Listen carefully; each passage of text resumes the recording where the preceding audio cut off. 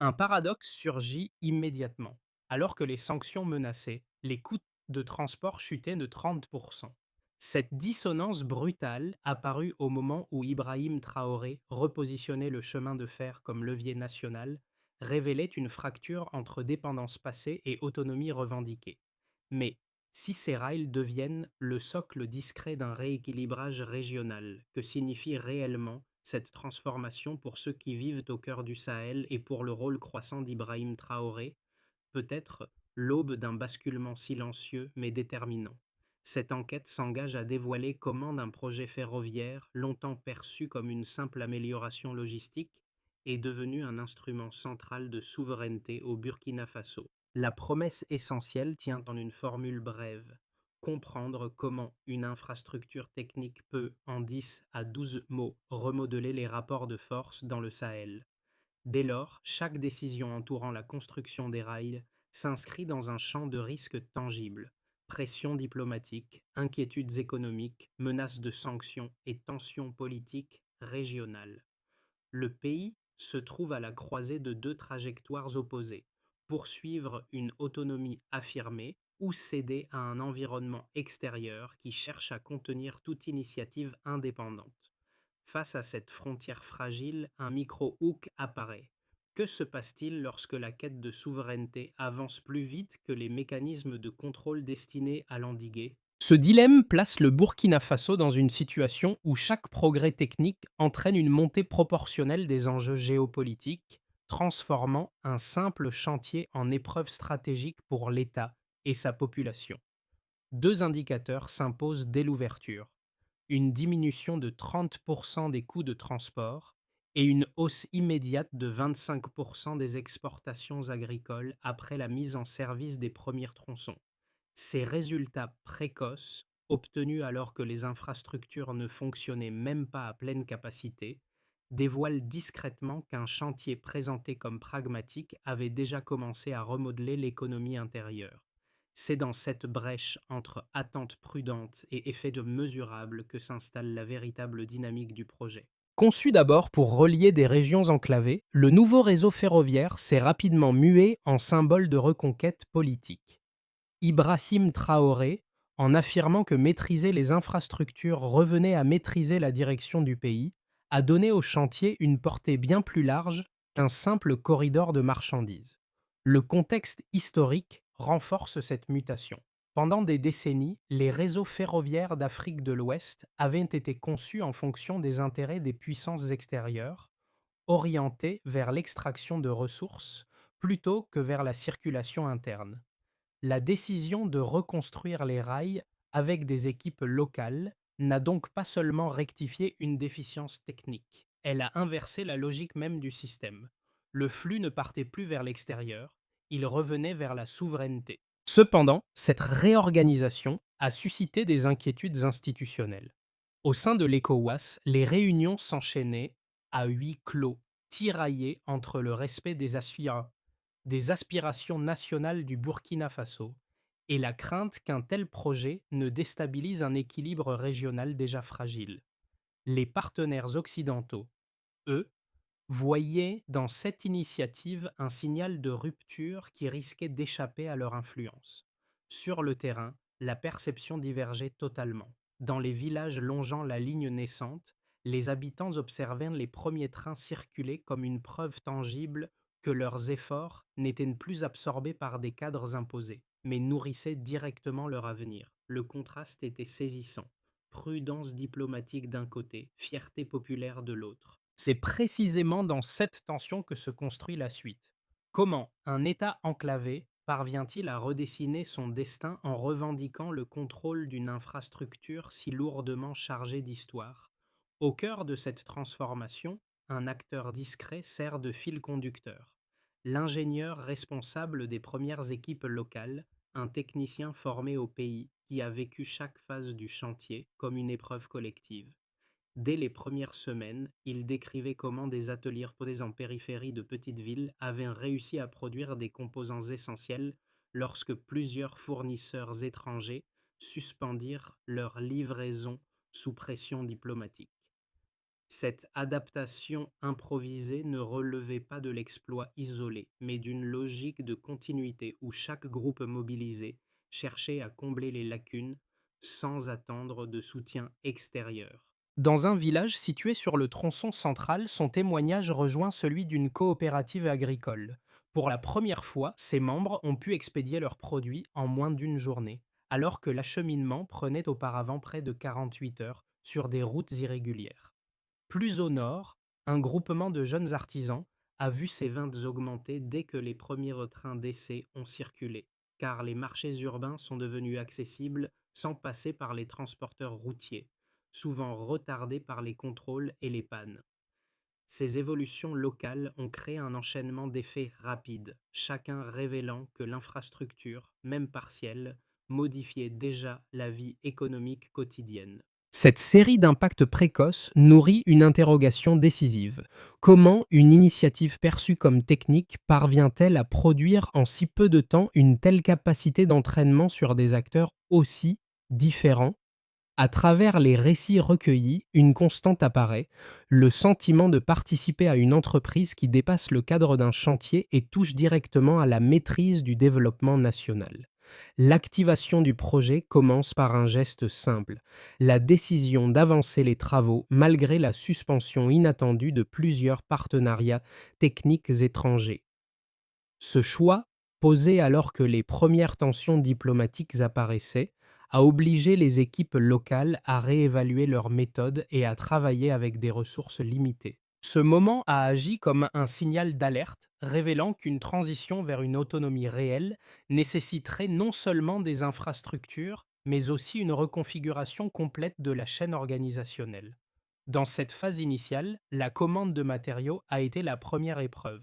Les fournisseurs internationaux, sous pression, ont réduit leur livraison. Les chantiers ont dû inventer des solutions pour maintenir la cadence. Réutilisation de pièces métalliques, fabrication locale d'outillage, mobilisation de techniciens formés en interne. Chaque adaptation semblait dérisoire isolément, mais leur accumulation a créé un rythme nouveau fondé sur la résilience plutôt que sur la dépendance. Au même moment, Ibrahim Traoré insistait publiquement sur l'importance stratégique de persévérer, ce qui renforçait la détermination des équipes sur le terrain.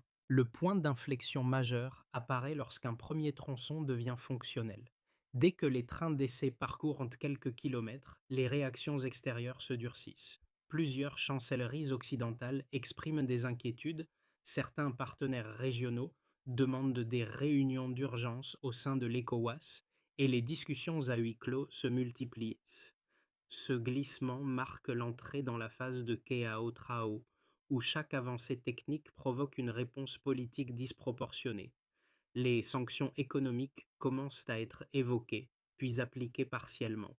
Le Burkina Faso se retrouve au centre d'un jeu complexe où progression matérielle et pression diplomatique s'entremêlent. Sur le terrain, toutefois, le climat est différent. Des villages voient les chanter premières baisses de coûts logistiques. Des commerçants constatent que la fluidité accrue entre zones rurales et marchés urbains. Des artisans trouvent de nouveaux débouchés. Ces résultats locaux ne constituent pas encore une transformation nationale, mais ils alimentent un sentiment grandissant de capacité interne. Les chantiers s'étendent, les équipes s'étoffent et une coordination plus rigoureuse apparaît. La montée en puissance est lente mais régulière, chaque tronçon finalisé devenant un jalon de stabilité. Le climat diplomatique atteint son paroxysme lorsque plusieurs États voisins, eux-mêmes sous influences diverses, hésitent entre soutien tacite et prudence stratégique. L'ECOWAS cherche à maintenir un équilibre difficile, préserver la coopération régionale tout en répondant aux inquiétudes de ses membres et aux signaux venus de l'extérieur. Dans cet entrelac d'intérêts, le projet ferroviaire se transforme malgré lui en catalyseur géopolitique. Puis vient la Duchamp, période où chaque conséquence se déploie en chaîne. Les sanctions partielles entraînent des ralentissements dans certains secteurs, mais n'interrompent pas la progression ferroviaire. Les acteurs économiques locaux adaptent leur modèle, misant sur des circuits de distribution plus courts.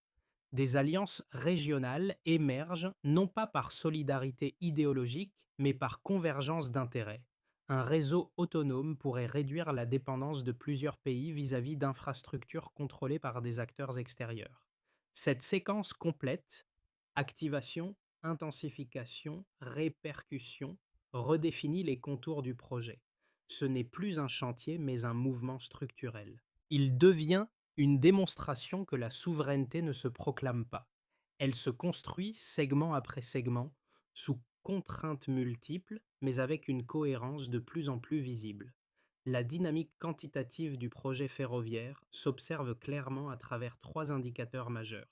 Le premier concerne la baisse de 30% des coûts de transport constatée dès la mise en service des tronçons initiaux. Cette réduction, obtenue avant même l'achèvement complet de la ligne, montre que le réseau, en contournant plusieurs routes vulnérables, a permis une circulation plus stable et plus fluide.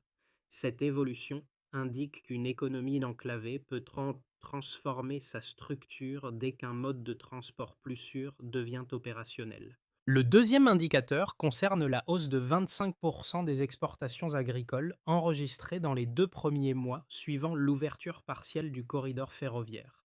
Ce bond rapide illustre comment la diminution des délais contribue directement à l'expansion commerciale.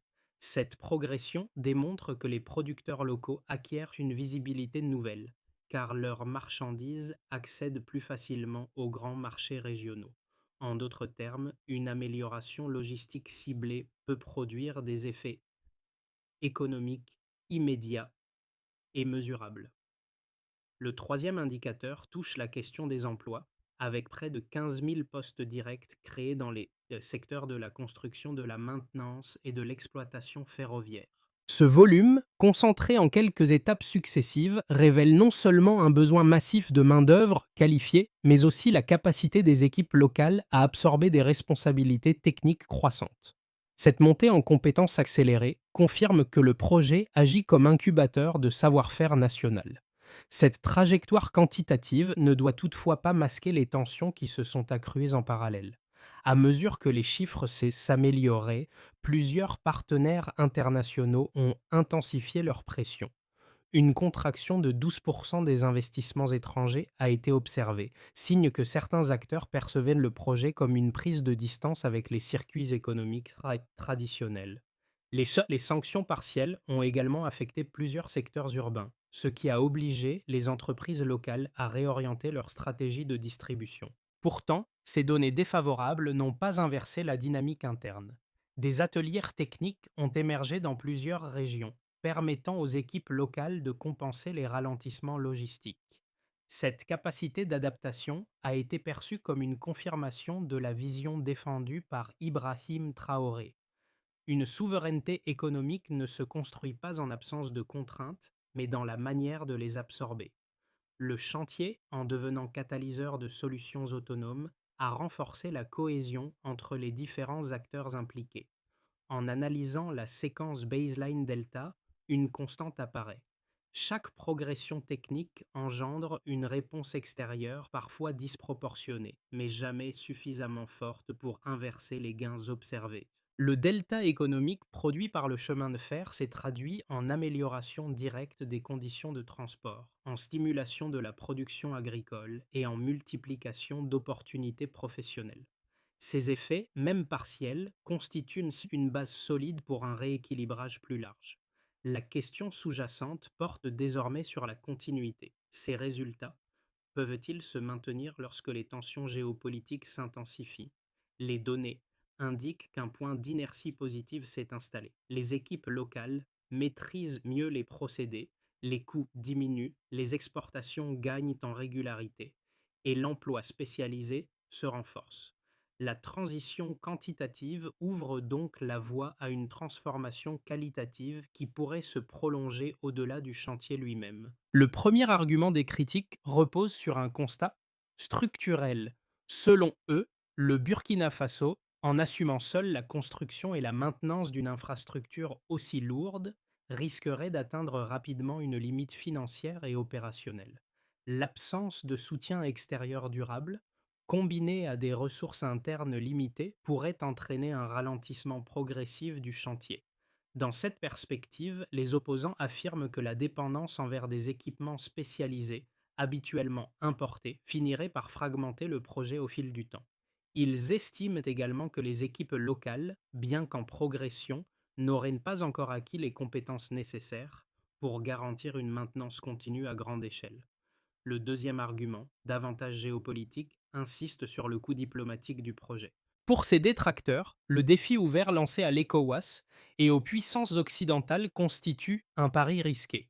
Les sanctions déjà appliquées, la contraction de 12% des investissements étrangers et la pression croissante exercée sur les États voisins seraient les signes d'un isolement susceptible d'affaiblir la stabilité interne du pays. Selon cette lecture, la souveraineté recherchée pourrait paradoxalement conduire à une dépendance accrue envers des partenaires extérieurs moins nombreux, réduisant la marge de manœuvre stratégique. Face à ces deux arguments, la réponse issue des données disponibles apporte un contrepoint solide. Le projet a déjà démontré une capacité d'adaptation interne remarquable. 15 000 emplois directs ont été créés, les ateliers locaux ont compensé des ruptures d'approvisionnement et la baisse de 30% des coûts de transport a fourni une marge économique concrète. Ces éléments montrent qu'une dynamique autonome peut émerger même sous pression. Par ailleurs, la hausse de 25% des exportations agricoles, mesurée très tôt, indique que l'infrastructure soutient déjà une croissance réelle et non hypothétique. Ibrahim Traoré s'appuie précisément sur ces résultats pour défendre l'idée que la souveraineté ne se déploie pas en absence de contraintes, mais dans la capacité à convertir celles-ci en opportunités. Ainsi, la Stillman version restitue les critiques dans toute leur force, mais laisse apparaître une réalité chiffrée. Les effets internes du projet sont plus robustes que les risques externes immédiats. Un basculement se produit soudainement. Ce moment marque le milieu exact du récit, là où le projet cesse d'être une simple infrastructure contestée pour devenir un point de repère politique dont les conséquences dépassent largement les rails eux-mêmes. Jusqu'ici, les données montraient des gains logistiques, des flux améliorés et une montée en compétences progressive des équipes locales. Mais au milieu de cette trajectoire, un effet inattendu apparaît. Plusieurs pays voisins, initialement prudents, commencent à voir dans le corridor burkinabé une alternative stratégique au circuit dépendant des puissances extérieures. Cette relecture régionale change la portée du chantier. Elle transforme une initiative nationale en pivot potentiel pour toute une zone du Sahel. Les réunions bilatérales se multiplient discrètement, et certains responsables, autrefois hésitants, demandent des informations techniques pour envisager une interconnexion future. Cette évolution ne résulte pas d'un calcul diplomatique, mais d'un constat simple: la réduction des coûts, les gains agricoles et la création massive d'emplois forment un ensemble suffisamment solide pour attirer l'attention. Ibrahim Traoré se retrouve alors au centre d'un dispositif qu'il n'avait pas explicitement sollicité, celui d'un possible rééquilibrage régional dont le Burkina Faso devient l'initiateur involontaire. Les premiers effets touchent la population locale qui perçoit immédiatement la transformation des déplacements quotidiens. Dans les villages traversés par les tronçons opérationnels, l'accès au marché est devenu plus rapide et moins coûteux. Les producteurs ruraux constatent que leurs marchandises arrivent en ville sans les retards liés aux routes détériorées, ce qui améliore leurs revenus et stabilise leur calendrier de vente. Les jeunes, de leur côté, voient dans les chantiers une source d'emploi plus durable que les activités saisonnières. Ces changements ne constituent pas encore une révolution sociale, mais ils modifient des habitudes ancrées depuis des décennies, créant une dynamique de mobilité et d'opportunité rarement observée dans un pays enclavé. Le second groupe affecté est celui des acteurs économiques, pour qui le projet représente un rééquilibrage structurel. Les commerçants favorisés par la baisse des coûts logistiques redistribuent leurs marges différemment, certains investissant dans des équipements supplémentaires, d'autres élargissant leur zone d'activité. Les artisans des zones urbaines, désormais mieux connectés aux régions productives, peuvent s'approvisionner plus régulièrement. Même les secteurs touchés par les sanctions trouvent des mécanismes d'adaptation. Circuits de distribution raccourcis, multiplication des ateliers locaux et recours à des compétences émergentes issues du chantier ferroviaire. Ces ajustements illustrent une transformation économique fondée sur l'autonomie plutôt que sur l'importation de solutions extérieures. La troisième zone d'impact concerne la sphère diplomatique, où les réactions oscillent entre prudence et inquiétude. Les discussions internes à l'ECOWAS, alimentées par les pressions venues de partenaires occidentaux, soulignent l'ambivalence entourant l'initiative burkinabé. Les chancelleries, les chancelleries craignent qu'un réseau ferroviaire indépendant, impulsé par une volonté de souveraineté affirmée, ne fragilise les accords économiques existants. L'isolement partiel qui en résulte constitue un risque réel, car il limite certaines marges financières. Toutefois, les données positives, baisse des coûts, progression des exportations, création d'emplois, compliquent toute tentative de critique frontale. Le succès technique, même partiel, affaiblit les arguments en faveur d'un retour au modèle précédent. Le quatrième ensemble d'effets se situe au niveau régional, où le projet burkinabé agit comme un révélateur stratégique. Le Mali et le Niger, déjà sensibles aux pressions extérieures, envisagent la possibilité de tirer profit d'un corridor autonome qui réduirait leur dépendance envers des infrastructures sous influence étrangère. Ce glissement discret modifie la cartographie des intérêts dans le Sahel. Plusieurs responsables, jusque-là prudents, reconnaissent que la réussite du Burkina Faso crée une alternative aux trajectoires imposées. Ibrahim Traoré n'avait pas explicitement cherché à modeler le paysage régional, mais la portée de ses choix dépasse désormais les frontières nationales. L'ensemble de ces impacts dessine une situation paradoxale. Le pays avance simultanément vers plus d'autonomie interne et vers un environnement géopolitique plus complexe. La stabilité future dépendra de la capacité à transformer ces gains en leviers durables sans que les pressions extérieures n'érodent la dynamique enclenchée. Dans les mois à venir, trois trajectoires distinctes pourraient émerger à partir des dynamiques déjà observées. Dans une première possibilité envisagée, d'abord, repose sur la continuité prudente des progrès actuels. Les tronçons opérationnels poursuivraient leur montée en cadence, consolidant les gains obtenus en matière de coûts et de mobilité. Les sanctions resteraient limitées et les partenaires régionaux continueraient d'adopter une position mesurée sans soutien explicite ni opposition frontale. Ce scénario prolongerait les tendances déjà établies avec une croissance modérée, une meilleure coordination interne et une stabilisation progressive du climat local autour de l'infrastructure. Dans une approche plus favorable, lui, envisage une extension plus franche des interconnexions régionales. Le Mali et le Niger, encouragés par les résultats tangibles du corridor burkinabé, pourraient engager des discussions techniques pour adapter leurs propres tronçons. Un allègement partiel de la pression internationale, motivé par la reconnaissance du rôle stabilisateur de l'infrastructure dans le Sahel, permettrait une marge financière plus confortable. Dans cette configuration, les effets économiques observés, baisse des coûts, hausse des exportations, dynamisation des marchés, pourraient s'amplifier. L'emploi spécialisé progresserait, tandis que les ateliers techniques gagneraient en capacité. Le pays entrerait alors dans une phase où l'autonomie logistique deviendrait un avantage stratégique durable. Dans une hypothèse plus contraignante, prévoit, au contraire, un durcissement significatif des tensions diplomatiques. Des sanctions élargies ralentiraient certains segments du chantier, limitant l'approvisionnement et fragilisant l'organisation interne. Les pressions exercées sur les États voisins pourraient les dissuader de toute collaboration, isolant davantage le Burkina Faso. Dans ce contexte, les bénéfices actuels seraient partiellement neutralisés et l'infrastructure risquerait de connaître un ralentissement structurel.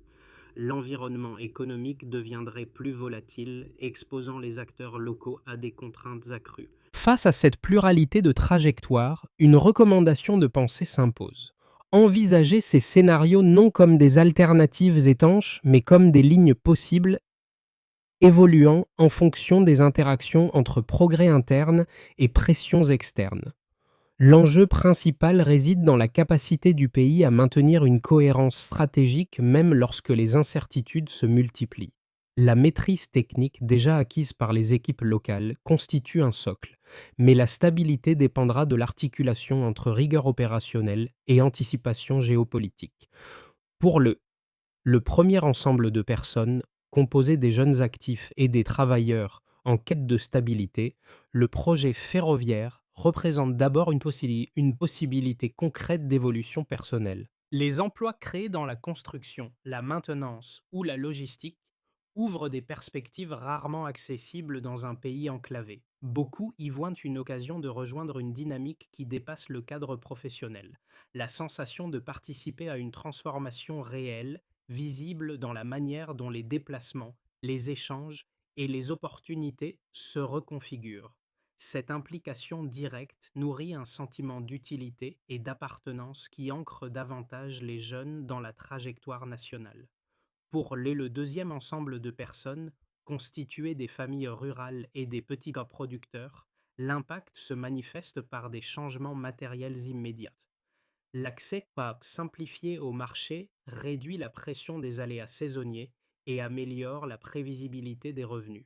Lorsque les trajets deviennent plus courts, les coûts liés au transport diminuent, permettant de conserver une part plus importante des bénéfices. Ce soulagement logistique devient une forme de sécurité économique, parfois modeste mais essentielle, qui modifie la relation quotidienne au travail et au territoire. Les ménages ressentent ainsi une réduction des fragilités qui pesaient auparavant sur leurs activités. Pour le troisième ensemble de personnes, celui des citadins, évoluant dans un environnement plus structuré, le changement est d'une autre nature. Les marchés urbains profitent d'une circulation plus régulière, les artisans accèdent plus rapidement aux matières premières et les commerçants réorganisent leurs stocks de manière plus rationnelle. Cette fluidité nouvelle, bien qu'encore partielle, crée un cadre plus lisible pour planifier, investir et anticiper les fluctuations de la demande. Les citadins ne voient pas seulement un projet technique, mais un ajustement progressif qui clarifie leurs perspectives économiques. À travers ces groupes se dessine une seule constante. L'infrastructure, même incomplète, agit déjà comme levier de stabilité pour des publics très différents. L'étape 1 consiste à consolider la capacité technique interne par un programme structuré de formation. Les équipes locales doivent être formées en continu, avec un calendrier trimestriel et des modules spécialisés pour la maintenance, la signalisation et la sécurité. La mesure principale repose sur l'augmentation progressive du taux d'autonomie opérationnelle, calculé à partir de la proportion de tâches réalisées sans assistance externe. Cette étape traduit l'ambition portée par Ibrahim Traoré d'ancrer la maîtrise technique dans la durée. L'étape 2 vise à stabiliser l'approvisionnement matériel grâce à un réseau de fournisseurs exclusivement régionaux. Il s'agit d'identifier, dans un délai de 6 à 9 mois, les ateliers capables de produire ou d'adapter des composantes clés. Le suivi s'effectue via un indicateur simple, la réduction du temps de rupture d'inventaire. Cette logique permet de diminuer la vulnérabilité aux pressions extérieures et de renforcer les chaînes locales de production. L'étape 3 concerne la coopération structurée avec les pays voisins. Elle implique des réunions bilatérales régulières tous les 2 mois pour harmoniser normes, gabarits et procédures de sécurité. La progression se mesure à la signature de protocoles techniques préalables à toute interconnexion. Cette approche régionale vise à transformer un projet national en infrastructure partagée. L'étape 4 doit assurer la durabilité économique du corridor. Les autorités mettent en place un fonds dédié, alimenté par les redevances ferroviaires et une partie des retombées agricoles, pour financer la maintenance lourde. La performance du fonds est évaluée par sa capacité à couvrir au minimum 70% des besoins annuels de maintenance dans les premières années. L'étape 5 porte sur la communication publique. Une campagne d'information semestrielle présente l'état réel d'avancement, les coûts stabilisés et les impacts observés. L'indicateur central est la compréhension du projet par la population, mesurée à travers des sondages périodiques. L'ensemble forme une trajectoire où chaque étape renforce la cohérence du projet et la résilience institutionnelle. À ce stade du récit, une figure revient naturellement en mémoire: L'ingénieur qui, au début du chantier, racontait comment les premiers ateliers improvisés avaient maintenu la progression malgré l'absence de fournisseurs externes. Sa voix, calme mais déterminée, résonne différemment maintenant que les rails ont démontré leur capacité à transformer la vie quotidienne. En revisitant son témoignage, on comprend que son rôle dépassait la simple coordination technique. Il incarnait une manière nouvelle de penser l'autonomie, une façon d'agir sans attendre que d'autres décident à la place du pays. Ce motif trouve un écho particulier dans la trajectoire d'Ibrahim Traoré, dont les décisions ont donné au projet une dimension politique que personne n'avait anticipée. Les regards extérieurs se sont parfois focalisés sur les tensions et les risques dans leur update. Mais sur le terrain, ce sont des voix comme celle de l'ingénieur qui ont maintenu le cap. Elles ont montré que la souveraineté n'est pas une déclaration, mais un effort patient, distribué, collectif. À mesure que les trains avancent, cette idée prend une tonalité presque intime. Chaque tronçon construit est une preuve tangible de ce que des équipes locales peuvent accomplir lorsqu'elles croisent détermination, méthode et sens du devoir. La souveraineté se construit pas à pas. À l'issue de ce parcours, le projet ferroviaire apparaît moins comme une simple infrastructure que comme un espace partagé où chacun peut projeter une part de son avenir. Les transformations observées, qu'elles touchent la mobilité, les marchés, les compétences ou les liens régionaux, rappellent que les évolutions les plus durables naissent souvent de gestes techniques répétés, portés par une volonté collective. Cette dynamique ne dépend pas uniquement des institutions ou des responsables politiques. Elle repose aussi sur la manière dont les citoyens s'approprient ce qui se construit autour d'eux. Dans cette perspective, la discussion publique reste essentielle. Elle permet d'éclairer les enjeux, de confronter les expériences locales et de maintenir une cohérence entre aspirations individuelles et trajectoire nationale. Une infrastructure ne vit pleinement que lorsqu'elle devient un sujet de dialogue, de réflexion et de participation. Alors, au moment où les rails continuent de s'étendre, une question demeure et alors ouverte. Comment chacun perçoit-il le rôle de ce projet dans l'avenir du Burkina Faso et du Sahel? Votre point de vue peut aider à enrichir cette conversation collective.